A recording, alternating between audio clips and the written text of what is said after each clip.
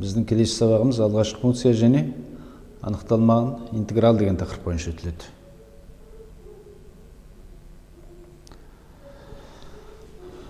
Алғашқы функция және анықталмаған интеграл туралы негізгі мағлұматтар берсек, мұнда алғашқы функция ұғым ол туынды ұғымына кері функция ретінде анықталады. Немесе жаңағы f' x тең e под x теңдігі орындалатын e под x функциясын fx функциясының алғашқы функциясы деп атайды. Немесе жаңағы туындысы берілген функцияның өзіне тең болатын функция берілген функцияның алғашқы функциясы деп аталады екен. Алғашқы функциясы берілген функцияға тең болатын функциялар біреу ғана емес, ол бір топ функция болады.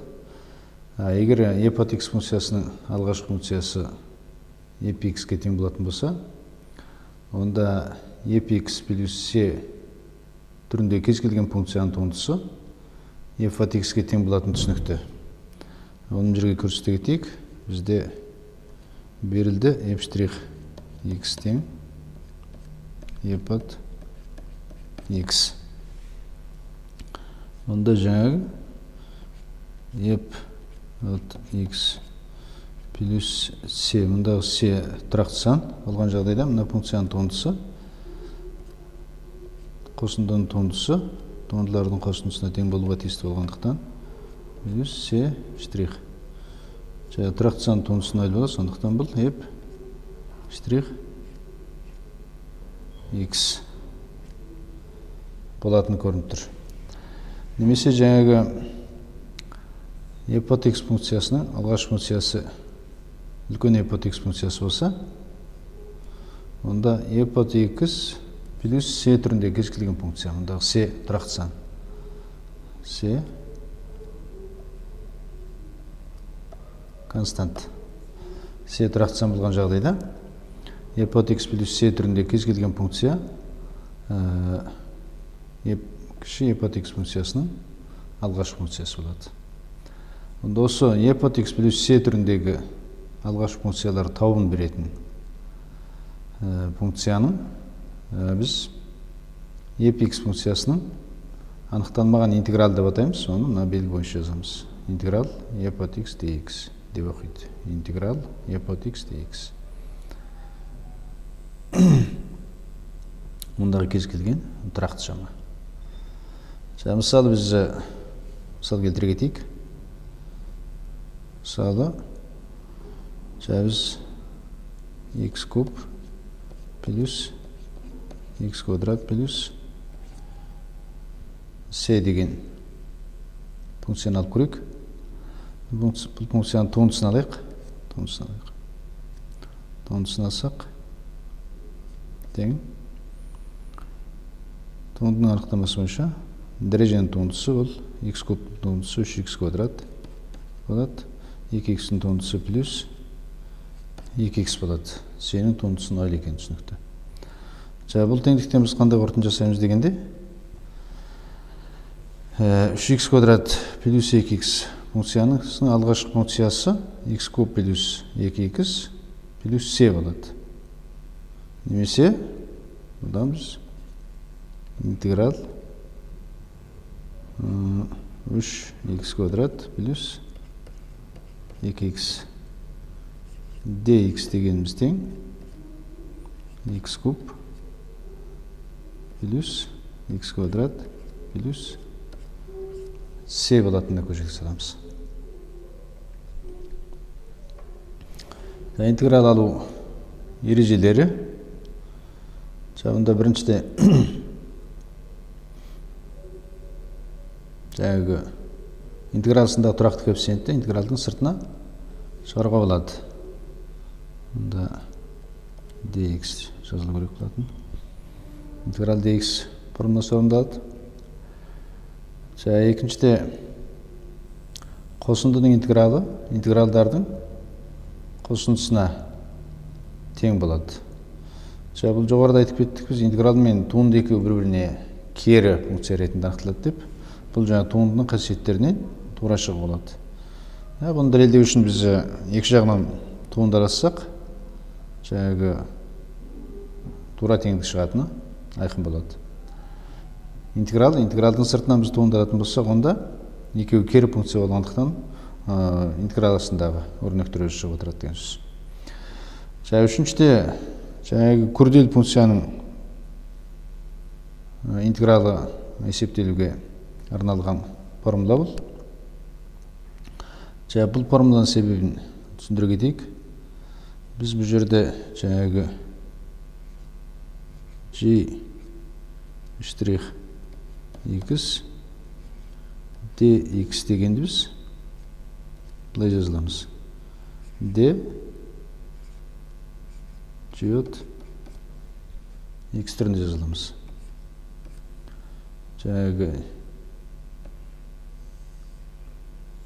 Бұл жерде d дегеніміз дифференциал дегеніміз туынды алу арқылы. Немесе j x функциясынан туынды алатын болсақ, g' x dx шығатын түсінікті. Осы түрлендіруді келтіретін болсақ, мына функцияға, бұл формуланың мағынасын біз түсіне аламыз. Онда жаңағы мына өрнегіміз тең болады. Интеграл f g' x көбейтілген g' x dx дегеніміз. Тура біз теңдікті жазуымыз керек.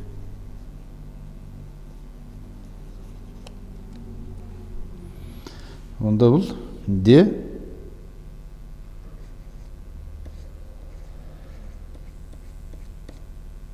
g' x болады. Бұл жерде біз g' x-ті қандай бір басқа айнымал арқылы белгілеп жүрсек, тең y-те болатын болсақ, мынау не болады дегенде, интеграл e под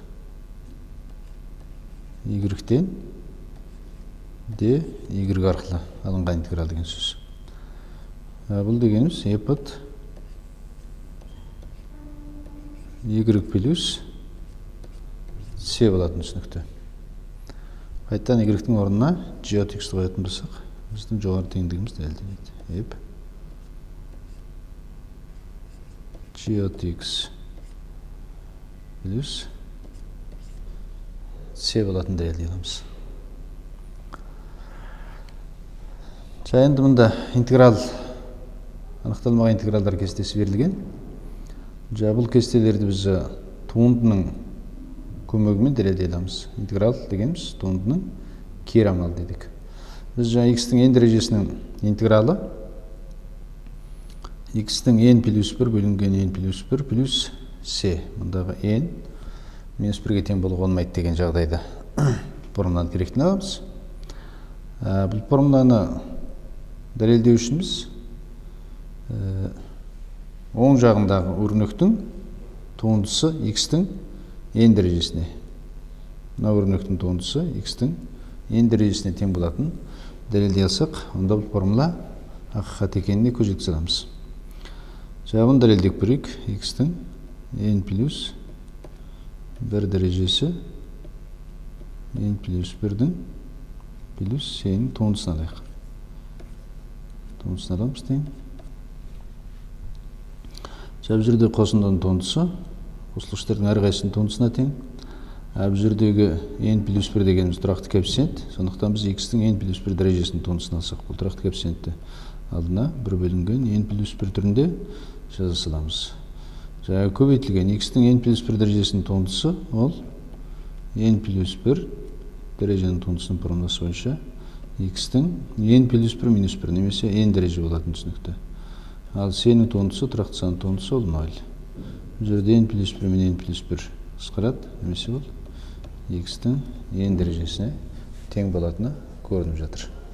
Олай болса, x-тің n дәрежесінің алғашқы функциясы x-тің n плюс дәреже бөлінген n плюс 1 екеніне көз жеткіздік. Олай болса, интеграл оған c-ні қосып бергенде шығуға тиісті. Сол сияқты біз кез келген формуланы солай дәлелдей аламыз. Бұл жерде натурал логарифмнің туындысы 1 бөлінген x-ге тең екенін жақсы білеміз. Одан 1 бөлінген x-тің интегралы қайтып натуралды грипін болады деген сөз. Сол сияқты көрсеткіштік функцияның туындысы, n-ің x дәрежесінің туындысы бірдей. Мұнда синус x функциясының интегралы минус косинус x плюс c болуға тиісті. Себебі біз минус косинус x-тен туындасақ, косинус x-тің туындысы ол минус синус x болуға тиісті. Ал минус косинус x-тің туындысы плюс синус x болып шығып жатады. Сол сияқты косинус x-тің интегралы синус x. Анықталмаған интегралдар кестесін әрі қарай жалғастырамыз. Бұл жерде интеграл dx косинус квадрат x тең тангенс x плюс c деген формуланың себебін түсіндіре кетейік. Бұл жерде 1 бөлінген косинус квадрат x-тің интегралы тангенс квадрат x. Оның себебі тангенс x функциясының туындысы. Ол тең 1 бөлінген косинус квадрат x. Сондықтан жаңағы кері амал ретінде 1 бөлінген косинус квадрат x-тің интегралы тангенс x плюс c. Сол сияқты 1 бөлінген синус квадрат x-тің интегралы минус котангенс x. Біз білеміз, котангенс x-тің туындысы минус 1 бөлінген синус квадрат x болады. Сол сияқты арка тангенстің туындысы ол 1 бөлінген x квадрат плюс a бөлінген болатын білеміз. Енді оның кері функциясын орындасақ, мына формула шығады деген сияқты. Сондықтан біз интегралдың формулалары туындының формулалардан шығып отырғанын білеміз. Сол сияқты dx x квадрат минус a квадраттың интегралы ол 1 бөлінген 2a натуралды грипін x минус a бөлінген x плюс a-ның модулы плюс c деген формула керектенеді екенбіз. Сол сияқты төрасында a квадрат минус x квадраттың 1 бөлінген төрасында a квадрат минус x квадраттың интегралы арк синус x бөлінген a плюс c болса, төрасында dx төрасында 1 бөлінген төрасында x квадрат плюс минус v-нің интегралы натуралды грипін модул x плюс төрасында x квадрат плюс минус v плюс c деген сияқты формулаларды біз керектенеді екенбіз. Есептер шығаруды енді біз формуланы жақсы білсек, есеп шығаруға көп қиналмаймыз. Функциясының алғаш функцияларын табуымыз керек. Бұл жерде біз e под x-ті табуымыз керек. e под x бізде бір жерде интеграл арқылы табысылайық. Интеграл 3 x квадрат плюс 2x dx-ті табуымыз керек. Бұл жерде қосындының интегралдардың қосындысына тең дегенді пайдаланамыз. Және тұрақты коэффициентті интеграл таңбасының сыртына шығаруға болады деген ережелерді пайдаланатын болсақ, бұл жерде 3 интеграл x квадрат dx түрін жазыламыз. Сол сияқты қосу 2-ні интегралдың сыртына шығарып жібереміз. Интеграл 2x dx болады деген сөз. Бұл жерде x квадраттың интегралы 3 көбейтілген. X-тің 2 дәрежесі плюс 1 немесе x куб бөлінген 3 болады.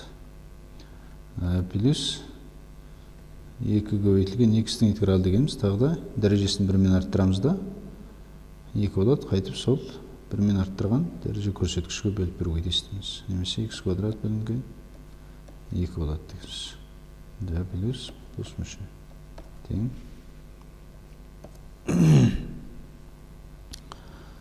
Қысқартамыз салым мен бөлімдегі бірдей көбейткіштерді.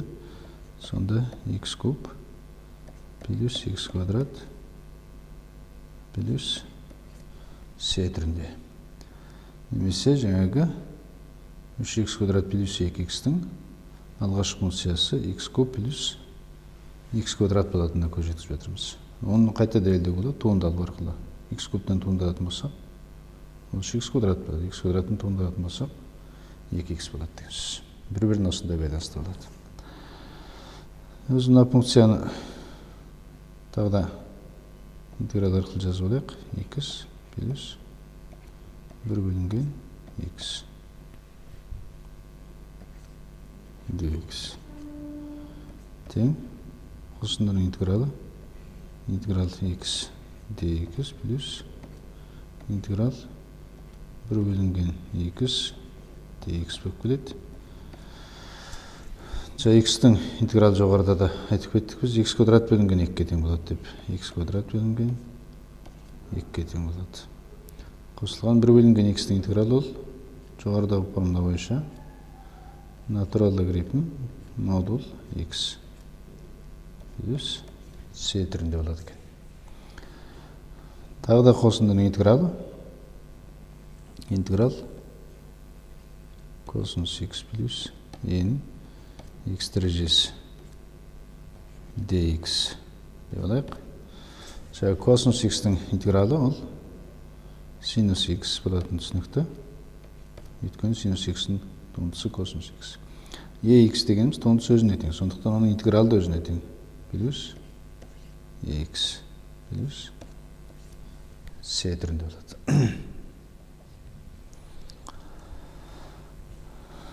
Интегралды есептейміз. Жоғарыдағы сияқты айтқанымыздай, жаңағы қосындының интегралдардың қосындысына тең. Бұл жерде x квадраттың интегралы жоғарыда да айттық біз, бұл x куб бөлінген 3-ге тең болады екен. X-тің квадратына 1-ді қосамыз, x плюс 2 плюс 1 ол 3 бөлеміз, 2 плюс 1-ге немесе 3-ге бөлеміз. Плюс 2 тұрақты коэффициент қалыптасында жазылады да, 2-ге көбейтілген x-тің интегралы ол алғаш функциясы x квадрат плюс 2 болатын жоғарыда атап өттік. Ал сол сияқты жаңа алдыңғы есепте айтып өткенбіз, 1 бөлінген x-тің алғаш функциясы ол натурал логарифм модуль x болатын формула бойынша. Плюс тұрақты коэффициент c.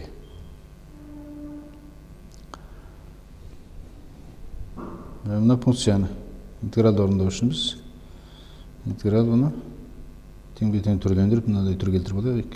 X кубке мүшелеп бөліп береміз. X квадрат X кубқа бөлсек, ол 1 бөлінген X болады. Плюс 1 бөлінген X куб болады. dx. Біз бұны жаңағы интеграл 1 бөлінген x dx плюс интеграл 1 бөлінген x куб дегеніміз ол x-тің минус 3 дәрежесі dx. Бұл жерде ескеретін нәрсе, мысалында минус 3 дәрежеге болғанда жаңағы дәреженің интеграл алу формуласын керектені болады. Ал 1 бөлінген x-ті біз x-тің минус 1 дәрежесі деп жазып, дәреженің формуласын керектенімізге болмайды. Өйткені бізде x мына формулада жаңағы алғаш функцияның интеграл x-тің n дәрежесі dx тең x-тің n плюс 1 бөлінген n плюс 1 плюс c деген формуланы керектеген кезде бұл жерде n минус 1-ге тең емес деген ерекше атап көрсеткен. Сондықтан жаңағы минус 1-ге тең болған жағдай немесе бұл формуланы 1 бөлінген x үшін біз керектенуге болмайды екен. Бұл жоғарыдағы жаңағы алдында да келтірдігіміз натурал логарифм x. Натурал логарифм x-тің модуль деген формула бойынша алынады да. Ал мынаған біз дәреженің формуласын керектенеміз. Жерде плюс x-тің минус 3 плюс 1 дәреже. Қайтып формула бойынша бөлеміз. Минус 3 плюс 1-ге. Плюс c тең. Арғар яқшымда жазсақ, натурал логарифм x модуль плюс бұл жерде x-тің минус 2 дәрежесі бөлінген минус 2. Сондықтан x-тің минус 2 дәрежесі бөлінген минус 2 плюс c болады. Ары қарай тағы да ықшамдайық. Натурал логарифм x.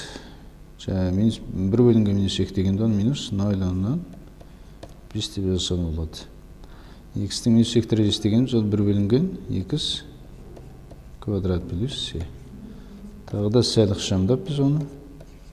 Натурал логарифм модул x минус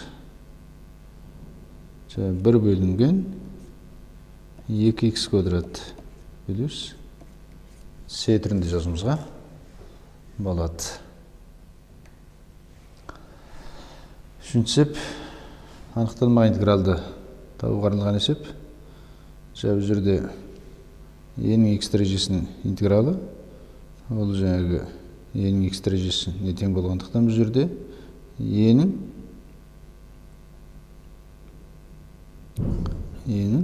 минус 3x өзі шығу керек. Оны біз бөліп береміз минус 3-ке. Минус 3-ке бөліп береміз. Бұл жерде күрделі функцияның интегралы сияқты алынады. Себебі біз енді мына функциядан қайтадан туындалатын болсақ, онда жаңағы алдына e-нің минус 3 шығады да, минус 3 пен минус қысқарып, ол мына шығып тұру керек. Сондықтан e-нің минус 3x дәрежесінің алғашқы функциясы мына болады. Плюс c түрінде. Оны біз жазыламыз. Минус 3-тен 1 e-нің минус 3x дәрежесі плюс c түрінде. Бұл жерде айырманың интегралы әрқайсынан интегралламыз. Сонда ол интеграл 3x dx минус интеграл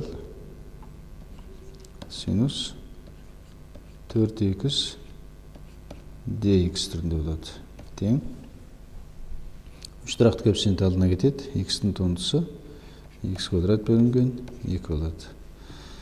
Бұл жерде мұнда біз синустың аргументі мен дифференциал таңбасының астындағы x-ті бірдей болдырып беруіміз керек.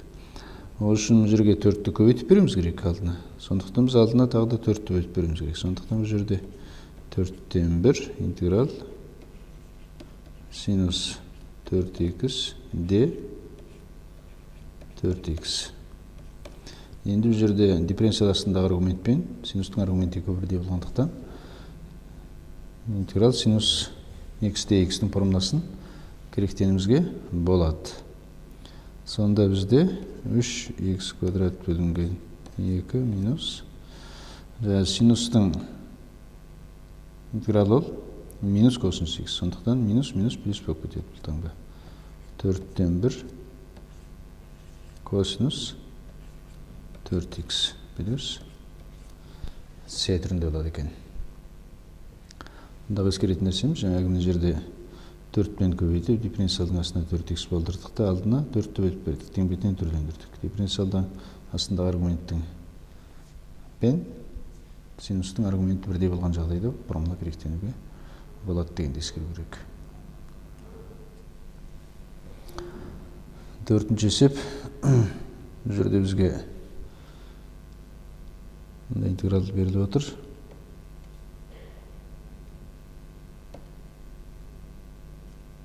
Тең. Бұны жаңа формула керектену үшін dx бөлінген x квадрат минус 5-тің квадраты түріне келтіріп алайық. Бұл жерде бізге формула, мынандай формуланы еске түсіруіміз керек. Интеграл dx бөлінген x квадрат минус a квадрат деген формула. Бұл дегеніміз 1 бөлінген 2a натурал логарифм модул x минус a x плюс a плюс c түріндегі формула болатын біз алдында айтып кеткенбіз. Осы формуланы пайдаланамыз. Сонда a-ның орнында бізде 5 тұр. Олай болса 1 бөлінген 2 көбейтілген 5 10 болады. Натурал логарифм модуль x минус 5 x плюс 5 плюс c. Бұны жаңағы 1 бөлінген 0,1 түрінде жазуға болады. Мұнда біз бұл интегралды арқылы есептеу үшін синус квадрат x-ті бірінші дәрежелі тригонометриялық функциялар арқылы өрнектейтін формуладан еске түсіруіміз керек. Бұл жерде бізде синус квадрат x дегеніміз тең болады 1 минус косинус 2x бөлінген 2 деген формула болатын еске түсіруіміз керек. Бұл жерде қарай дәлелдей кетсек, мысалда 1-ді біз тригонометриялық түрге жазыламыз. 1 дегеніміз синус квадрат 2 плюс косинус квадрат x болуға тиісті. Ал косинус дегеніміз минус косинус квадрат 2 минус, ол минус мен жердегі местен бәрін плюс болып кетеді, синус квадрат x бөлінген 2 болуға тиісті. Жерде косинус квадраттар жойылады да, 2 синус квадрат бөлінген 2 деп, синус квадрат x маған тең екенін түсінікті. Сонда біз интеграл синус квадрат x-тің орнына 1 минус косинус 2x бөлінген 2 dx-ті қоямыз. Бұл дегеніміз тең интеграл 2-ден 1 dx минус 2-ден 1-ді алдына шығара салайық. Косинус интеграл косинус 2x dx болады деген сөз. Біз тұрақты коэффициентті алдына шығарып жүреміз. Интеграл dx дегеніміз ол x-ке тең. Дифференциалмен интеграл 2 қарама-қарсы болғандықтан x-тің өзі шығады. Алдында 2-ден 1, немесе x бөлінген 2. Минус, жоғарыда да айтып кеттік, мына жерде дифференциалдың астындағы x біз 2x болдыруымыз керек. Ол үшін 2-мен көбейтуіміз керек. Және 2 алдына бөліп беруіміз керек. Сонда бұл жерде 4-тен 1 интеграл косинус 2x де 2x түріне келеді. Енді формула косинустың интеграл синус. Сондықтан бұл тең x бөлінген 2 минус 4-тен 1 синус 2x плюс с түріне келеді. 5-ші есеп бұл анықталмаған интеграл табуға тиістіміз. Бұл жерде косинус және синус деген 2 түрлі тригонометриялық функция арқылы берілген интеграл.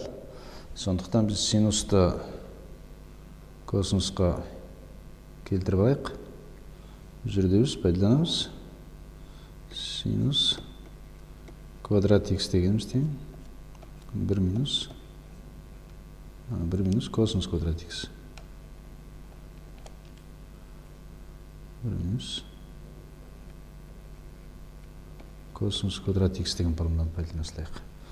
Сонда синус квадрат x-тің орнына келіп біз жазаламыз. Интеграл косинус 4 дәрежелі 2 1 минус косинус квадрат x.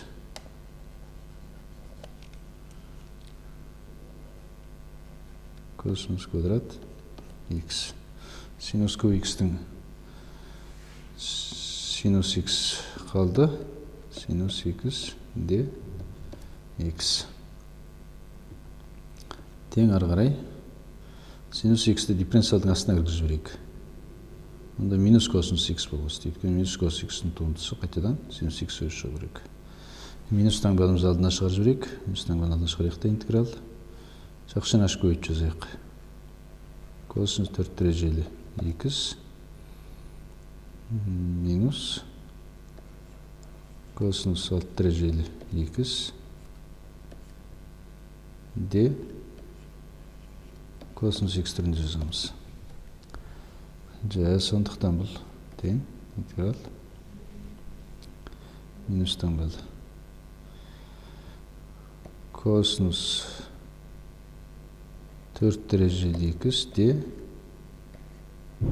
косинус x түріне келеді. Минус плюс болып кетеді, плюс интеграл косинус 6 дәрежелі x де косинус x. Жерде косинус x деген аргумент үшін дәрежелі функцияның формуласын пайдаланамыз. Сонда бұл минус косинус 5 дәрежелі x бөлінген 5 болу керек, плюс косинус 6 қосылған 1 7 дәрежелі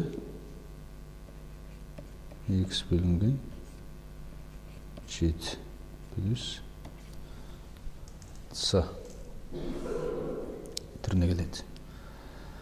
Осымен анықталмаған интеграл және алғашқы функция туралы кезекті сабағымызды аяқтаймыз.